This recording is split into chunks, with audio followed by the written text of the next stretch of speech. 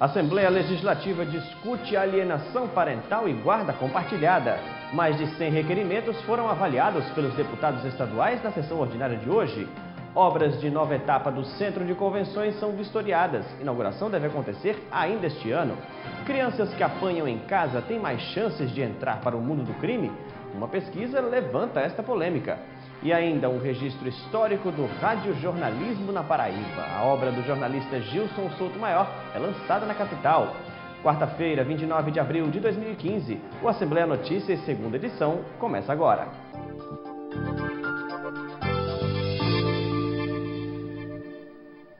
Olá, seja muito bem-vindo, uma ótima noite para você. A quarta-feira começou movimentada no plenário deputado José Mariz. Mais de 100 projetos estavam na pauta e foram analisados pelos deputados. 2 leis revogadas dizem respeito ao funcionamento dos restaurantes no estado. 103 requerimentos foram aprovados na sessão desta quarta-feira, além de projetos de lei. 2 deles revogam as leis 10.358 e 10.313. Ambas são de 2014. A primeira delas obriga os restaurantes da Paraíba a adotarem meios onde as cozinhas possam ficar visíveis aos clientes. A segunda manda que todo estabelecimento que ofereça mais de 200 refeições por dia tenha nutricionista. E eu não sei se as pessoas iam gostar de ver como era o manuseio dessa cozinha. Você não vai entrar num restaurante para ficar olhando como a cozinha funciona. Mas eu acho que foi mais por questão econômica. Ia ser um custo adicional para restaurantes, principalmente aqueles pequenos que iam ter que obrigatoriamente colocar câmeras, sistema de segurança dentro da sua empresa. Também houve debate na sessão desta quarta-feira. O tema foi o projeto de lei do deputado Jeová Campos, que acrescenta o nome de Ariano Suassuna ao Palácio da Redenção. A história que eu quero que conte nessa homenagem, essa história desse grande intelectual, esse paraibano, que nasceu no palácio, mas se misturou com os simples, com os pobres, com os humildes, e com eles, de fato, construiu obras importantíssimas.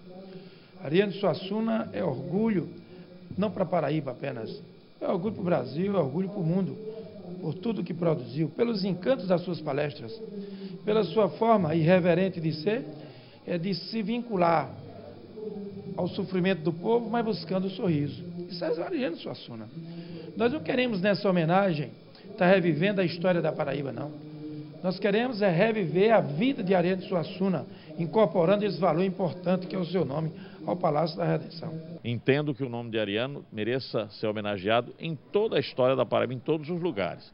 Mas temos que ver essa mudança, se vai alterar um pouco da história. Por que o nome Palácio da Redenção?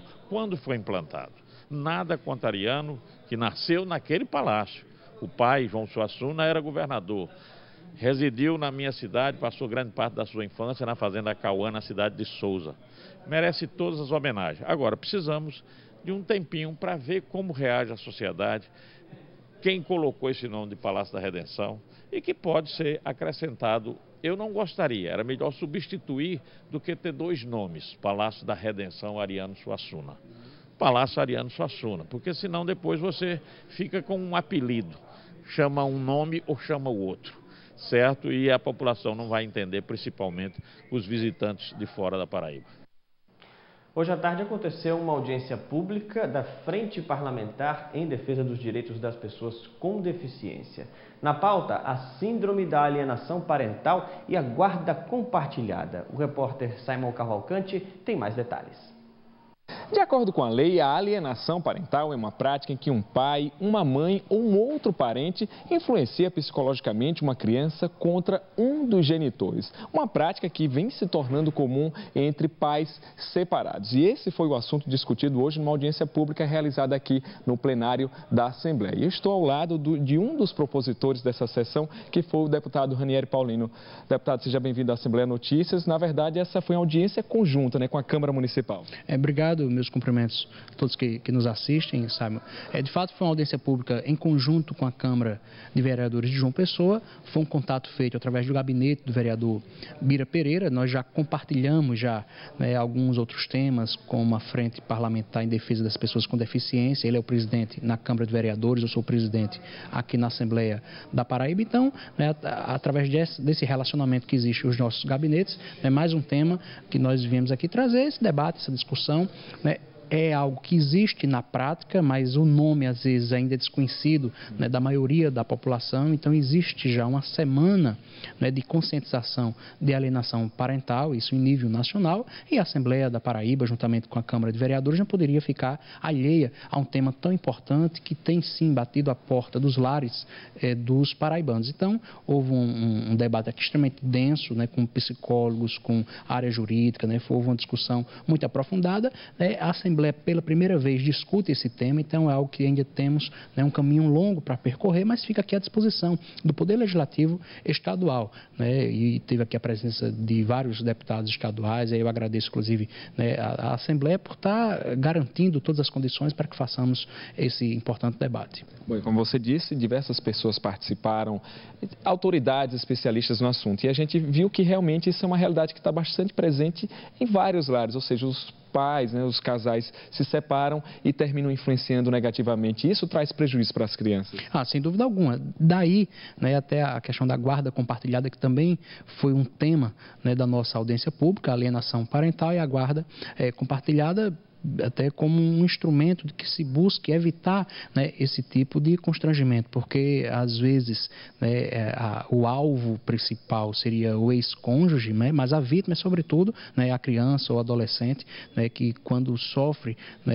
com esse tipo de alienação perde um pouco das suas referências. Então acho que o poder público cumpre o seu papel, cumpre a sua função social, sobretudo em chamar a análise e a conscientização das pessoas desse tema, porque às vezes a pessoa está sofrendo isso, não sabe nem nominar o que é isso, e aí fica à nossa disposição, tanto do nosso gabinete, como o próprio Poder Legislativo Estadual, e falo isso em nome do presidente Adriano, que tem aberto as portas do Poder Legislativo para todas essas discussões. Obrigado, deputado. E olha só, a alienação parental é uma prática proibida por lei, e o juiz pode aplicar algumas punições para quem, o pai ou parente, que faz esse tipo de prática, como, por exemplo, aplicar uma advertência ou ampliar o regime de convivência familiar em favor do genitor alienado. Também pode inverter a guarda, ou seja, quem tem mais tempo com o filho pode ficar com menos, e até suspender o poder familiar. Simon Cavalcante para o Assembleia Notícias. O governador Ricardo Coutinho visitou hoje as obras do Teatro do Centro de Convenções da Paraíba, um dos teatros mais modernos do Brasil, que tem previsão para ser inaugurado ainda este ano. O governador da Paraíba, Ricardo Coutinho, acompanha o andamento das obras do Teatro do Centro de Convenções de João Pessoa. Já em fase de conclusão, a última etapa do projeto deverá ser entregue no próximo mês de junho. O Centro de Convenções é um grande equipamento, começou pela construção da área de feira, depois no bloco do Congresso. Já está concluído também a torre, onde vai ser instalado o restaurante e o mirante aqui do centro. E nós estamos exatamente agora na última etapa, que é a conclusão do teatro. O teatro é um grande teatro, são mais de 3.000 lugares. Isso vai permitir que você realize eventos realmente com outras dimensões. O Teatro do Centro de Convenções de João Pessoa é o mais moderno e um dos maiores do Brasil. São 6.250 metros quadrados de área. Esse palco, e nesse local que nós estamos, isso aqui é um fosso, onde a orquestra, uma orquestra sinfônica, ela desce e ela sobe. Esse é um palco para óperas. Esse é um teatro com uma das maiores caixas cênicas do Brasil. E é também um dos maiores teatros do Brasil. Aqui cabem 3.000 pessoas. Ou seja, isso é de uma ousadia e de uma coragem muito grande. Nós não estamos pensando simplesmente no presente. O que o governo está pensando é no presente e no futuro. Eu quero olhar lá para frente, para daqui a uma geração, quando eu não mais esteja no governo, mas para colher esses frutos que vão ser simbolizados por muitos empregos, aumento da renda, descoberta de novos pontos turísticos, profissionalização do setor, expansão do nosso setor hoteleiro, expansão dos bares, dos restaurantes, enfim. É preciso considerar tudo isso, né? Um investimento de 250 milhões praticamente, na verdade ele já voltou e volta muito mais para o povo desse estado na forma dessa abertura, né, de espaços que a Paraíba sequer sonhava. Com a inauguração do equipamento, o governo do estado anuncia uma nova fase de crescimento do turismo da Paraíba. Nós não estamos apenas construindo um grande monumento, mas nós estamos iniciando uma nova era no turismo da Paraíba. A grande porta de entrada será e já passou a ser o Centro de Convenções. Nesse momento que nós estamos aqui, inspecionando as obras do teatro, existe um evento aqui no seu último dia com 2.000 participantes. João Pessoa não captava eventos desse porte. João Pessoa captava eventos com 700 pessoas, 800, porque não tinha onde colocar as pessoas.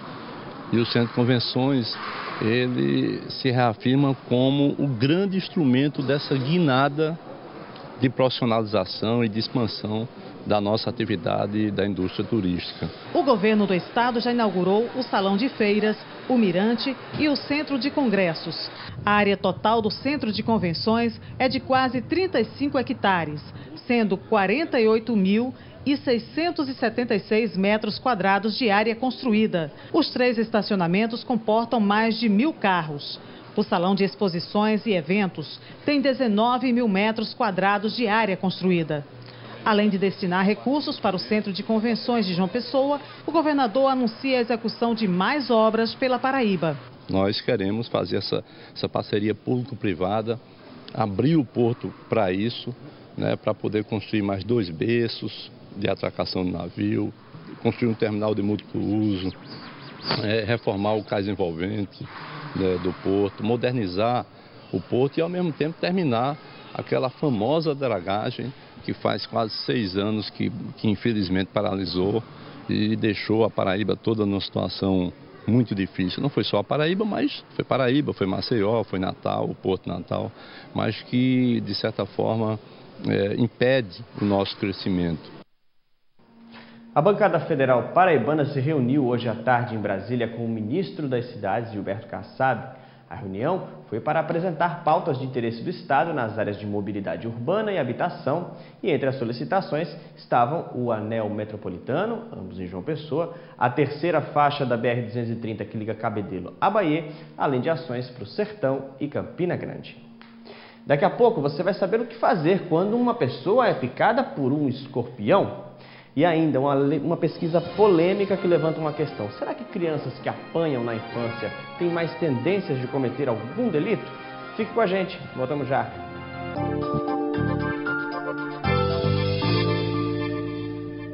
Ó pátria amada, idolatrada, salve. Nossos bosques têm mais vida. Nossa vida, mais amores? Mas se ergues da justiça a clava forte. E o sol? Torça contra a exploração sexual de crianças e adolescentes. Ligue 123.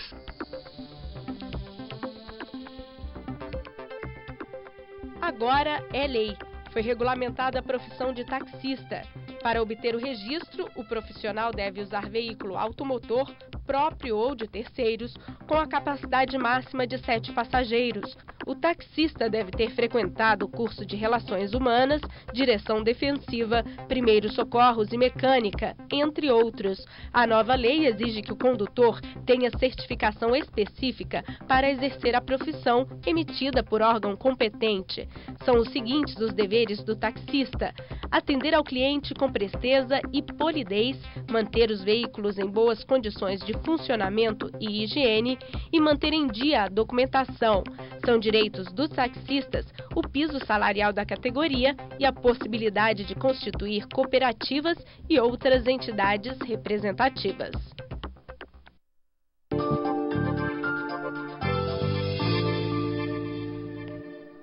No período de chuvas, geralmente aumentam os casos de pessoas que precisam ser atendidas de emergência porque sofreram picadas de escorpiões. Mas você sabe o que fazer nesses casos? A reportagem é de Kátia Pinheiro. A filha de Tatiana sofreu um acidente com escorpião. Eu estava na cozinha, ela foi para a sala. Quando ela chegou na sala, que ela foi botar a mesa, aí ela viu o escorpião e ela sentiu a picada.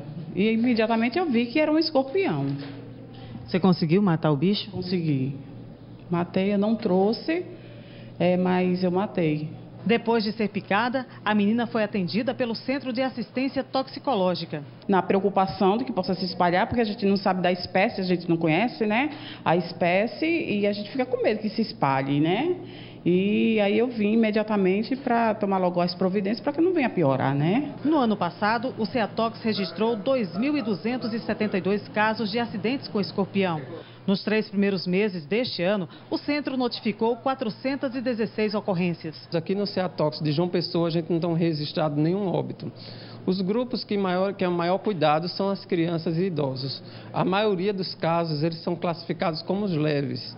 Nos casos leves, só são manifestações locais. Uma dor intensa, uma parestesia no local, que pode durar de 24 a 48 horas. Então, no adulto jovem, geralmente só fica com essas manifestações locais.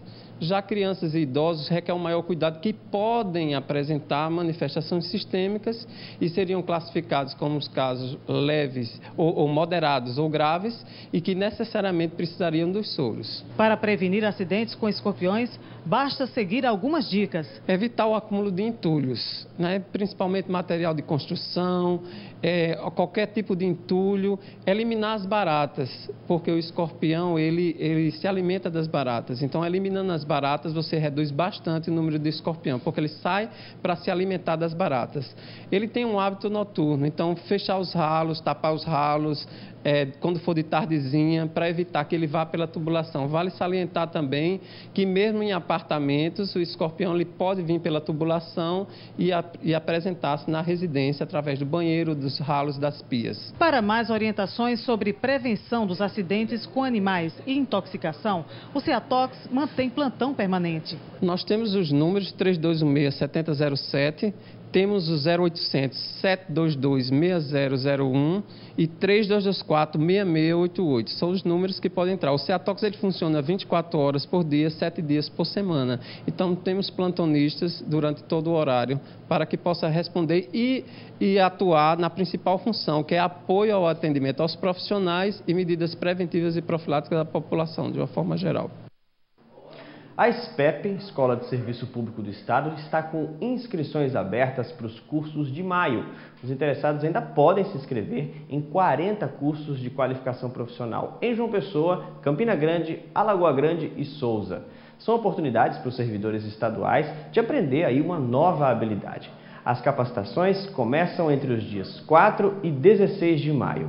As inscrições são presenciais, só presenciais, na sede da SPEP, na capital, que fica no bairro de Mangabeira. Você pode ter informações também pelo telefone 3214-1984. Tem pais que dizem que para educar os filhos, às vezes, é preciso bater. Outros são absolutamente contra e acham que a autoridade é mantida só com o diálogo e com outras técnicas. Uma pesquisa realizada pela Universidade Federal da Paraíba pode aumentar a razão dos que são contra a palmada. Segundo o estudo, crianças que apanham em casa têm mais tendência em cometer algum delito. A polêmica está lançada e você vai ver na reportagem de Simon Cavalcante. A pesquisa realizada pelo Departamento de Psicologia da UFPB ouviu 64 jovens com idades entre 12 e 21 anos.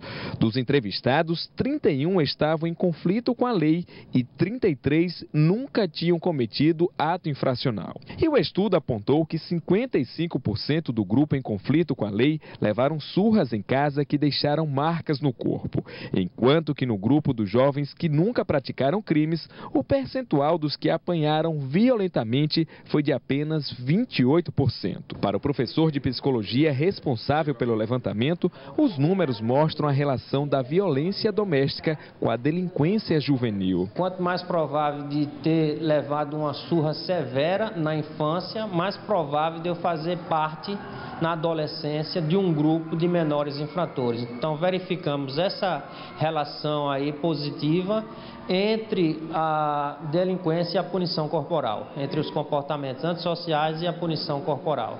O professor explica que a procura dos jovens agredidos em casa pelo mundo do crime funciona como uma espécie de punição para os pais. Esse jovem, no percurso do seu desenvolvimento, eles se revoltam com a figura paterna, certo? Com o pai ou com a mãe. Eles se revoltam e passam a delinquir, certo? Passam a buscar o uso de drogas, a participação em gangues e o comportamento violento também. Seria uma forma de se revoltar contra os pais e de puni-los também.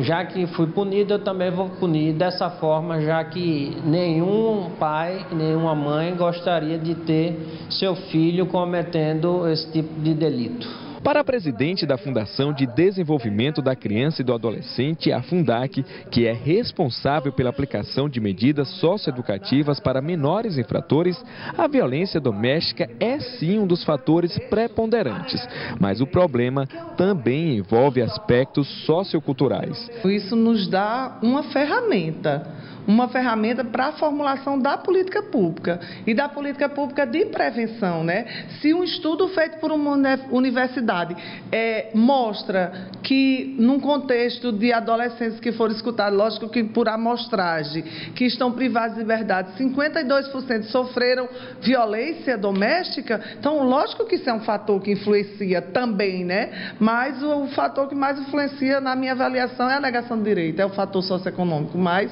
que está também associado a esse outro. Foi positivo demais, sabe? Muito positiva você ter uma pesquisa acadêmica para você trabalhar na formulação da política pública e nos ajudar também lá dentro, né? Nas 8 unidades de medidas socioeducativas do Estado, são atendidos hoje 595 jovens em conflito com a lei. Número que, segundo a pesquisa, poderia ser bem menor se os pais aplicassem outra forma de castigo que não passasse pela violência física. Eu acredito que se pode retirar benefícios da criança ou do adolescente como uma forma de criação de educação mais eficaz no lugar de punir através de surras, certo? Então o diálogo também com a criança ou com o adolescente é uma forma mais eficaz. E essas formas alternativas devem ser buscadas no lugar do comportamento violento. Daqui a pouco tem festival gastronômico no Conde começando amanhã, hein? E ainda a história do radiojornalismo em um livro lançado ontem pelo jornalista Gilson Souto Maior. Nós voltamos já.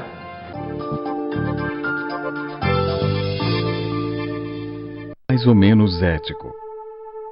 Antiético. Mais ou menos justo. Injusto. Mais ou menos verdade. Mentira. Para alguns valores não existe mais ou menos. Uma campanha do Ministério Público da Paraíba. Sempre ao lado do cidadão. De que ano é a primeira Constituição do Brasil?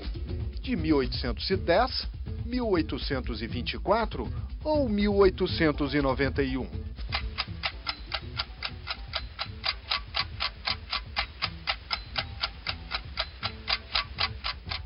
A resposta é a letra B, 1824.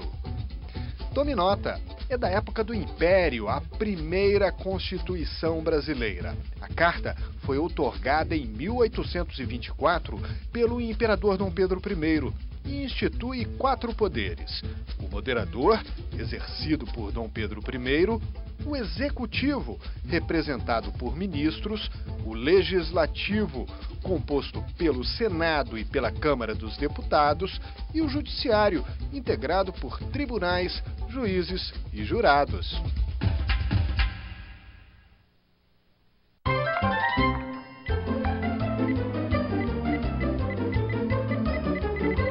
Turminha do MPR. Assunto de gente grande pra gente pequena. A fantasia mais criativa foi a da Maressa, com a fantasia Caixa de Leite. Obrigada, gente. Ganhar esse prêmio não foi fácil. Eu caprichei. Olha tudo que eu tive que aprender. Meu peso, minha composição, todos os meus nutrientes, minhas calorias, meu nascimento, meu tempo de vida. Enfim, tudo que o consumidor precisa saber na hora de me escolher. Isso é que é fantasia de uma criança ligada, Maressa. Direito do consumidor é coisa séria. Não aceite informação pela metade. Estamos de olho. Ministério Público Federal. Seu direito, nosso dever.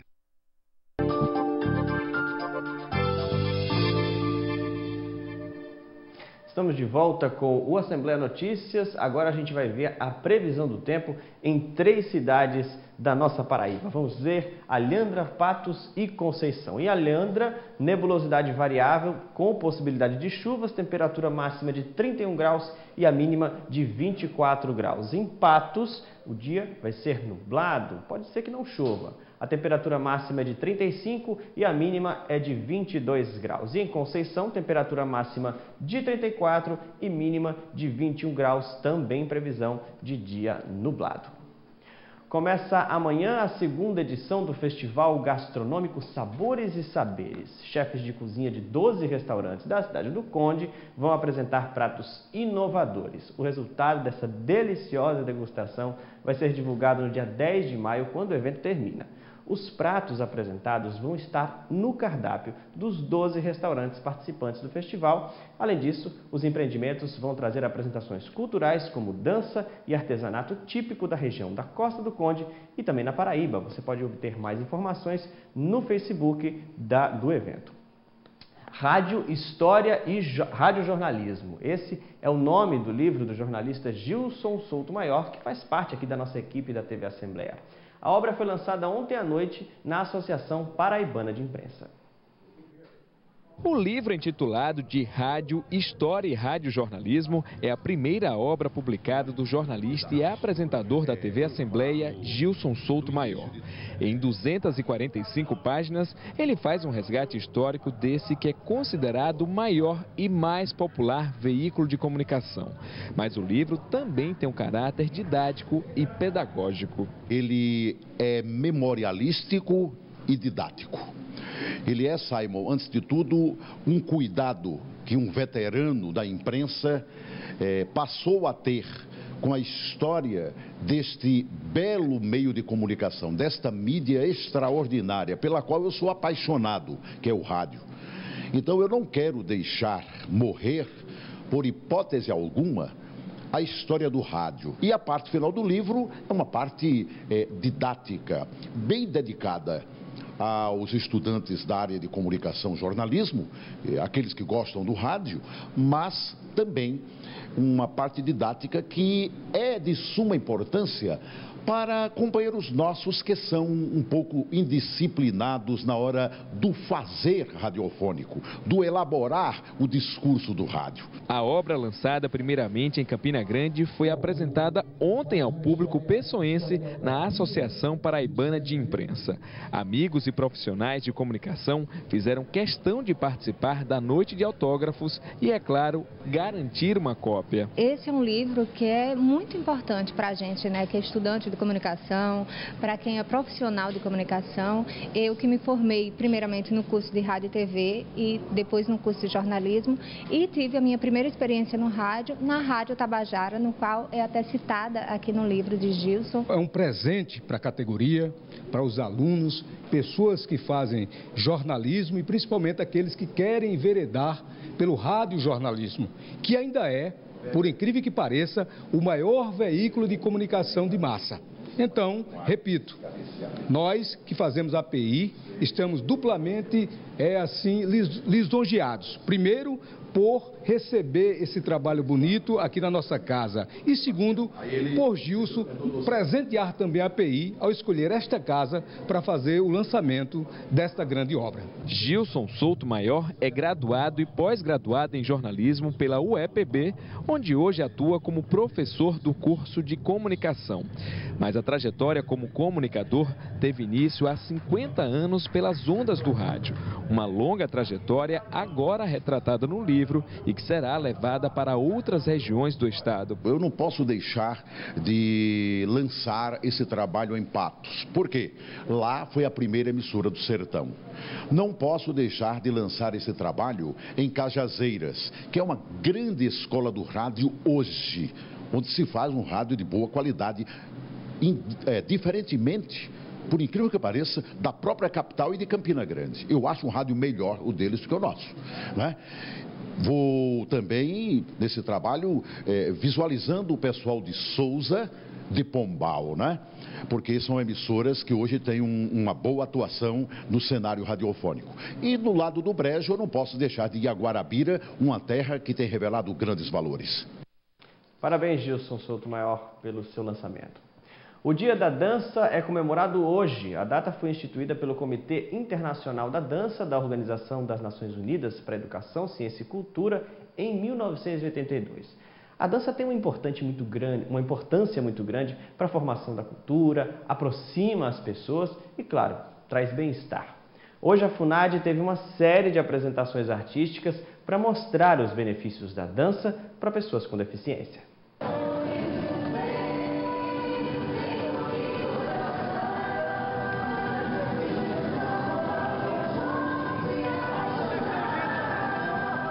Encontro sobre rodas e promovido pela dança. Aline e Severino se conheceram na FUNAD. Há quase um ano namorando, eles se dedicam juntos aos ensaios da quadrilha junina, quadrilhando sobre rodas. Eu já dançava, ela também dançava, mas só que dançava outro tipo de dança. Aí esse ano ela agora está com a gente aqui na quadrilha, unindo o útil ao agradável. Aline encontrou o amor e em cada passo da coreografia enxerga uma nova maneira de vencer os limites impostos pela deficiência. Nós temos limitações, eu creio que todos têm, independente de ser uma deficiência física ou não. Cada um tem uma limitação de uma forma diferente, mas que tudo pode ser superado. E aqui a gente trabalha com essa questão da superação. Para os cadeirantes, a dança traz vários benefícios, como a prevenção da rigidez, coordenação e resistência física. E não é só para eles que a prática da dança traz melhorias. Além da autoestima, até para a própria coordenação motora, eu digo muito a independência de cada um. Porque a maioria chega aqui e muitos não sabem nem tocar a sua cadeira. Geralmente é conduzido por alguém. E quando passa a fazer a dança com as atividades, a principal é essa. É ele ter um pouco dessa liberdade, dessa individualidade. Porque eu digo sempre que a cadeira é a extensão do corpo. Para a assistente social, Maria José, que tem um equilíbrio comprometido, a oportunidade de dançar faz dela uma nova mulher, mais confiante e alegre. A dança na minha vida ela veio para levantar minha estima, que estava um pouco baixa, e questão de movimento, a parte de mobilidade. Melhora a mobilidade? Muito, foi perfeito. E esse dia da dança é mais que especial para Giovana. Ela tinha um sonho de ser bailarina, mas sempre ouvia que seria impossível por causa da deficiência. Giovana não desistiu e hoje teve a chance de vencer os preconceitos. Se apresentou pela primeira vez no palco. A coreografia de dança do salão foi executada ao lado do marido. Um conjunto de emoção, de realização, tanto para mim como para ele, porque ele já fez sapateado. Eu tinha muita vontade de fazer um par com ele. E de repente, quando surgiu esse convite, foi assim, fiquei super feliz. A dança é um complemento dos versos que ela faz. Então, é muito bom. Os dois são um exemplo prático de que não há barreira que não possa ser vencida pela determinação e força de vontade. O Assembleia Notícias, segunda edição, fica por aqui. Você tem outras informações na internet. Acesse al.pb.gov.br ou no Assembleia Notícias, primeira edição, a partir das 9 da manhã. Uma ótima noite para você. Até lá.